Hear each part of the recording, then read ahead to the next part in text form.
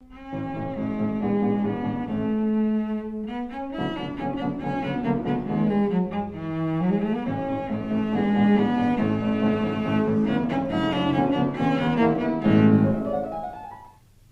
to the weekly report. It's October 15 and I'm Robert Barwick.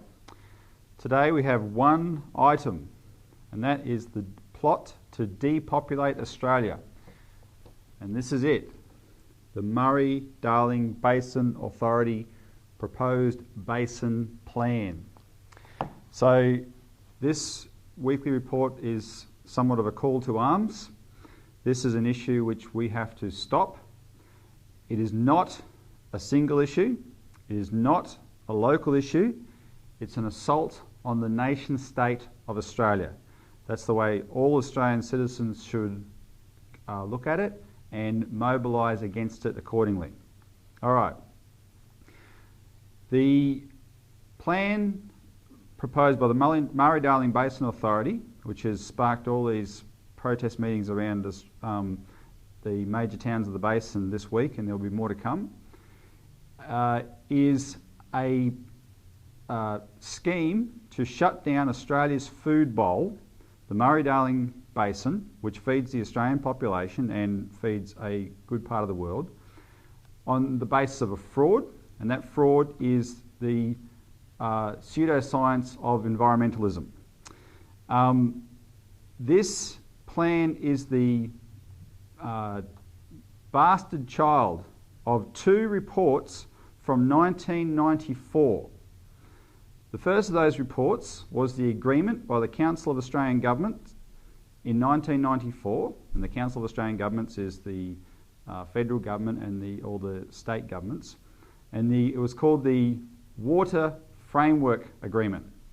And this was the plan under the auspices of National Competition Policy to privatise Australia's water. The intention was simple. Water had to be changed from being regarded as a human right to be regarded as something that would be tradable, and therefore speculators such as Macquarie Bank, which was the bank that wrote most of the National Competition Policy reforms, it would be well positioned to step in and speculate heavily in this in these new water rights and drive the price through the roof, etc. And of course, the effect of that would be simple: take water away from being used by farmers. That was the first report in 1994. At the same time, another report by a parliamentary committee on future strategies tabled a report on population. Now, this was very significant, and it was the kind of report that didn't get much attention at the time. The fact there was a report into population was significant. Population was not something that had been treated in this way before. It had the work of this committee had come out of a body that Bob Hawke had appointed back in 1991 called the National Population Council. The appointment of this body was the attempt by the Hawke government, the Hawke-Keating government, to make population and the population of Australia, the size of it, an issue in its own right. Now, back then we didn't even have 20 million people in Australia. What was their concern? Well, Bob Hawke, Paul Keating are radical members of the Fabian Society.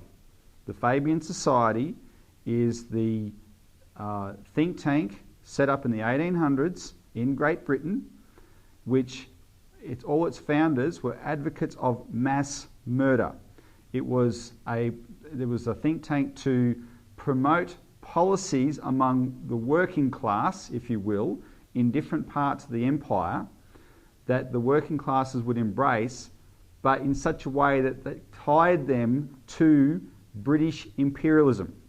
Now, it was a reaction against things like the growing strength of the United States Republic, especially after Lincoln's success in the Civil War, a hallmark of which was the economic development in the United States, such as the transcontinental railways, which created an incredible boost in America's population. The number of people in America went through the roof at a good standard of living.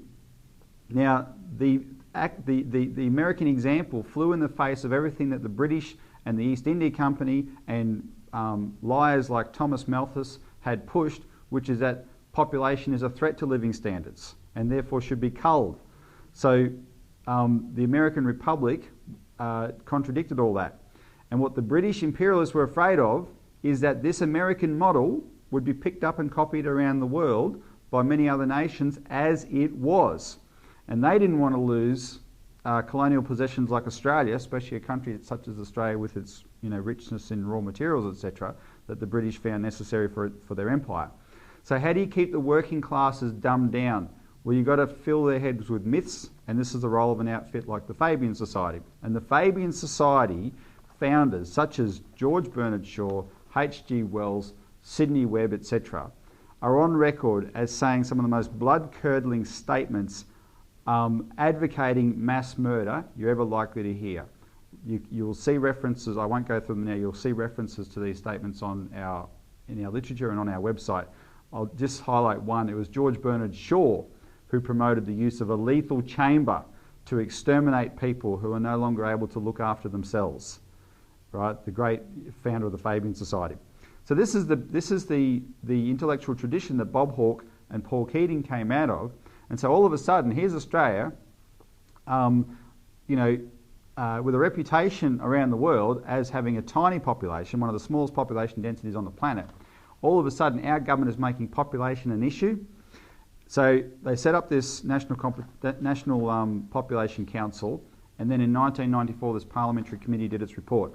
The parliamentary committee basically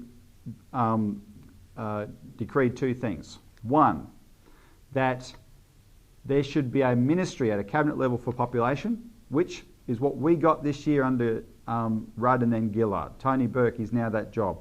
This is the culmination of what this committee called for in 1994. Two, this committee called for population of Australia to be, the decisions made in regard to population to be based on environmental grounds. And this was the key. So, the combination of those two reports, you see, have given birth to this document. Because what this document has done is taken environmental objectives and applied them to the one area of Australia that allows the whole country to live the way we do. The area that produces our food, the Murray Darling Basin. This is not an attack on the towns of the Murray Darling Basin per se. This is not an attempt to depopulate the Murray Darling Basin. This is an attempt to depopulate Australia. The Murray Darling Basin towns grow a lot more food than they can eat. We eat it. If we don't have that, people may assume that we can import our food, but forget about it. There's a world food shortage. Right, so it's very clear that every Australian has to be very clear on what this means, and with that intention, you've got to understand it's no, what you're seeing in the reactions by the protests in these towns is a shadow of what you can expect and what we should expect based on what this will do to the country. So. I want to make a few comments about these mass protests. The CEC and the LaRouche Youth Movement have deployed at these public information meetings in Shepparton, Deniliquin and Griffith so far as of today, and we'll be deploying at more of them. The rage is palpable. You're seeing in the microcosm here another example of this kind of mass strike fervour that's actually going around the whole world. This is potentially very potent, right? But it's only going to be potent if the people involved recognise one thing, which is that this is not something that can be blamed on the Green Party, and it's not something that can be blamed on the Labor Party alone. Farmers tend to do that.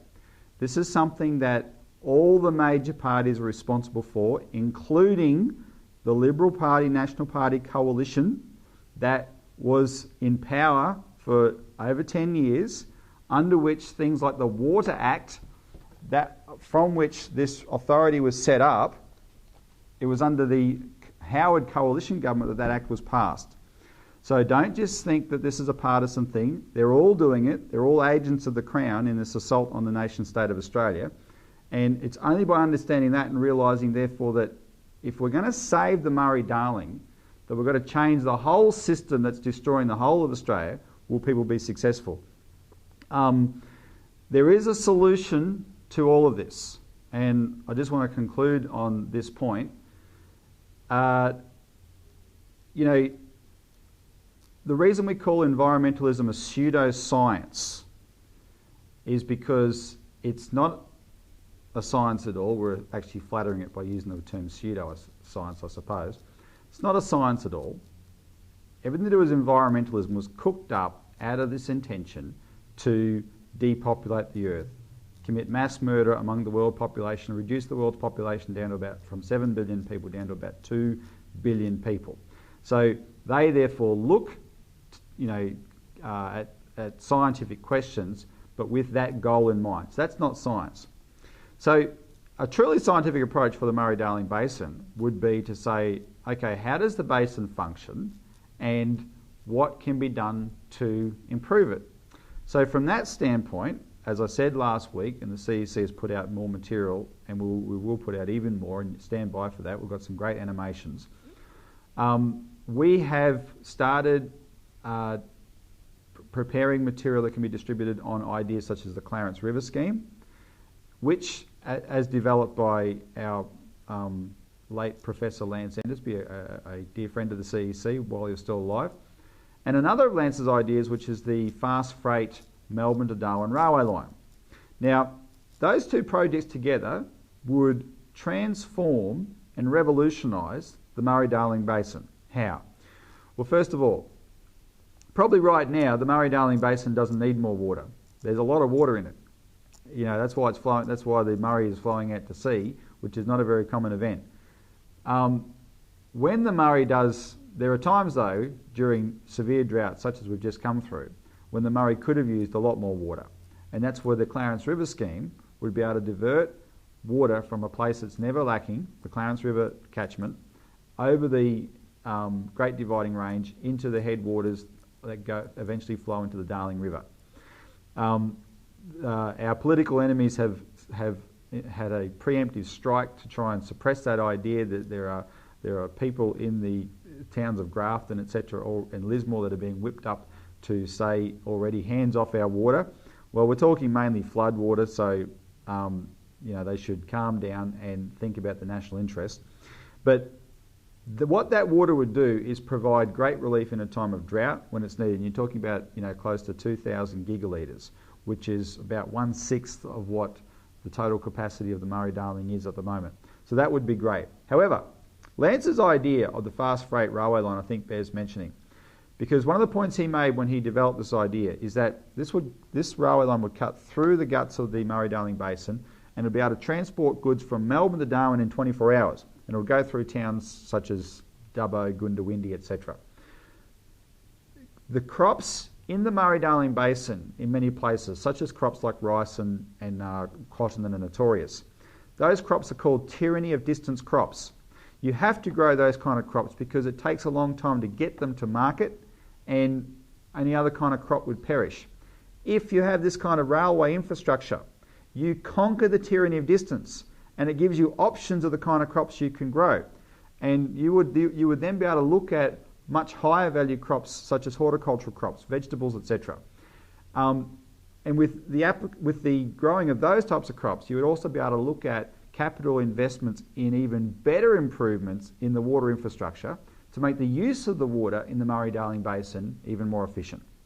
So these are the types of ideas that someone like Lance, they were his passion because he was a patriot. He thought about the future of Australia, and they would. He's someone who was motivated by a truly scientific mind and not an intention to depopulate the country. And so I urge people to look at them, and like I said, we'll produce more on it. But I want to end with this thought. One